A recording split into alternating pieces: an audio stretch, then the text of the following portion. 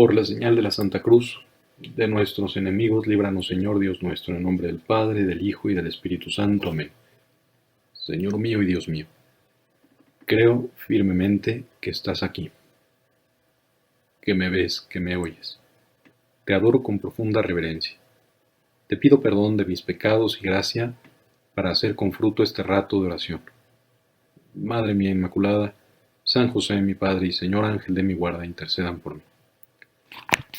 En este viernes, San Mateo nos recuerda aquel acontecimiento en Nazaret, la ciudad de Jesús, donde creció, donde todos sabían quién era José, el carpintero, y donde todos conocían a María, la Virgen, donde vivían los parientes de Jesús y finalmente donde habían visto crecido nuestro Señor. Cristo llega después de sus primeras predicaciones, regresando.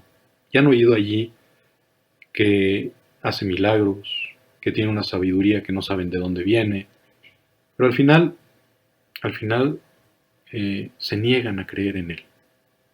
Y Jesús dice aquella frase tan conocida, que un profeta no es despreciado más que en su patria y en su casa. Pues hoy el mundo,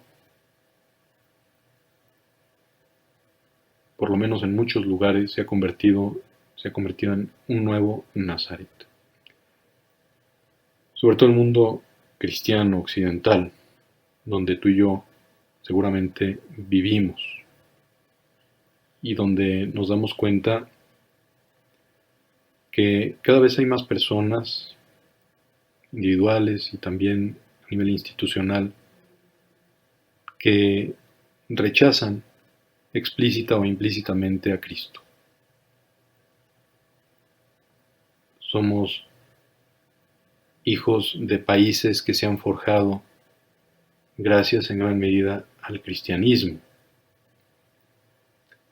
Somos personas que en su profunda identidad somos cristianos. Sabemos que tú y yo, por lo menos, que hemos recibido la salvación a través de la Iglesia, de Cristo. Hemos recibido el perdón de los pecados, acceso a la gloria eterna. Somos familia de Dios, hijos del Padre. Somos hermanos de Cristo, templos vivos del Espíritu Santo, porque somos bautizados. Conocemos las verdades más profundas por las cuales el hombre pues ha quemado muchas pestañas. De dónde venimos, cuál es nuestra misión aquí, qué nos espera después de la muerte. La Iglesia también ha tenido una labor tremenda de evangelización y esa evangelización ha civilizado a tantos pueblos que vivían de una manera pues bárbara. La Iglesia ha creado grandes instituciones. Se inventa la universidad, se inventa grandes instituciones de asistencia social, desde un orfanato hasta un asilo, cuando nadie se preocupaba por los más pobres, por los más necesitados. La Iglesia siempre ha dado la cara y Dios y el Espíritu Santo siempre han suscitado santos que atiendan esas necesidades y que funden organizaciones que de manera sistemática y organizada ejerzan la caridad, las obras de misericordia.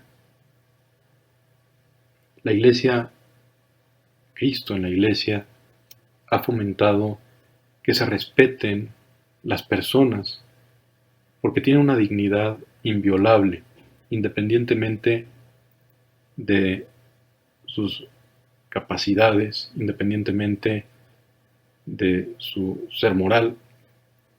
La Iglesia siempre ha reconocido que cada persona vale toda la sangre de Cristo.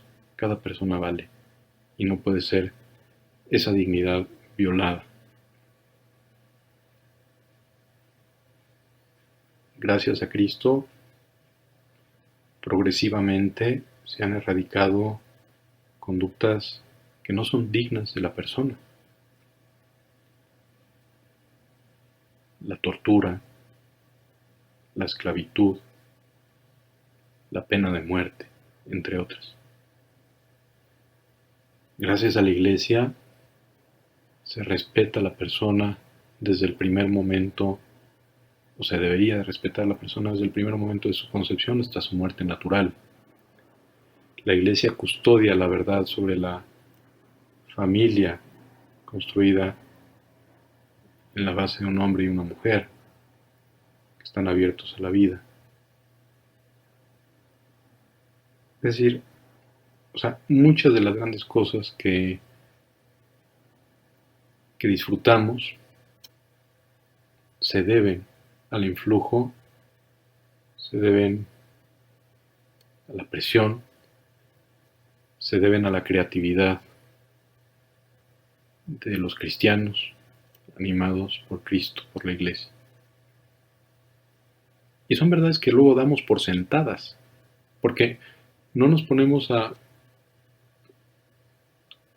pensar que tienen pues ese origen. Y hay que darle muchas gracias a Dios, porque podríamos vivir de una manera muy, muy distinta si no existiera el cristianismo. Pero el mundo de hoy reniega de Cristo. Tú y yo le pedimos al Señor que nunca reneguemos de Él. Sabemos que nos llama, si es necesario, a dar la vida por la verdad de Cristo, de la Iglesia. Y que Él, si no lo negamos, no nos negará tampoco en el día del juicio. Al contrario, nos reconocerá.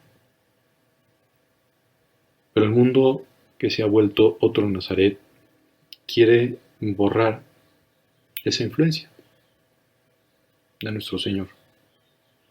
Y el problema es que al borrar la influencia, al renegar de las raíces, al querer cortar las raíces, se corta el flujo de la savia que da vida a todas estas cosas buenas de las cuales hemos hablado.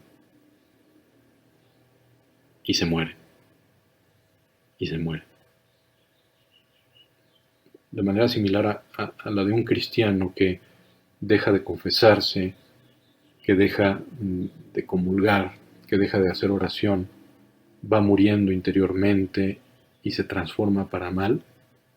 Lo mismo el mundo que niega sus raíces, su influencia cristiana, se va marchitando. Ahí tenemos como ejemplo el crecimiento de la cultura de la muerte. Cosas impensables antes, que oficialmente se promoviera abiertamente el aborto, por ejemplo, la eutanasia, que ya no se custodiara la sacralidad y la santidad del matrimonio entre un hombre y una mujer, que no se reconociera su valor para la construcción de la sociedad, para la educación de los hijos. Y vamos viendo pues los resultados. La cultura, decíamos, de la muerte. Tú y yo, con la ayuda de Dios, con la ayuda del Señor, que está aquí con nosotros, porque estamos en oración, podemos cambiar.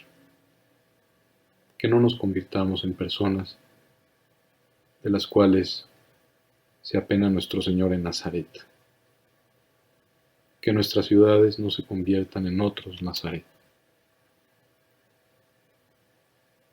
que renegaron del Señor.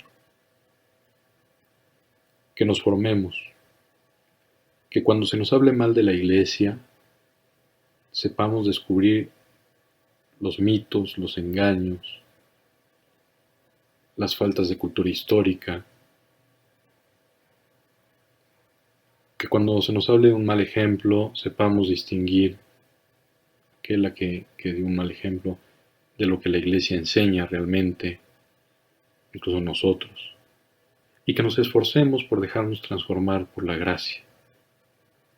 Y seremos luz del mundo, seremos sal de la tierra, seremos levadura buena que vuelva a transformar para bien, en primer lugar, a nosotros mismos, en segundo lugar a nuestras familias y a través de nuestras familias a la sociedad entera. Y esa es la evangelización. Y entonces sí, llegaremos a lo que anhelaba San Juan Pablo II, la civilización del amor. Nos encomendamos a la Santísima Virgen María, Madre nuestra, Madre de Cristo, que seguramente también fue un poco ninguneada ahí en Nazaret en ese momento, para que nos ayude a reconocer lo grande que es nuestro Señor y lo bueno que es para nosotros. No hay nada más bueno. Te doy gracias, Dios mío, por los buenos propósitos, afectos e inspiraciones que me has comunicado en este rato de oración. Te pido ayuda para ponerlos por obra. Madre mía Inmaculada, San José, mi Padre y Señor, Ángel de mi guarda, intercedan por mí.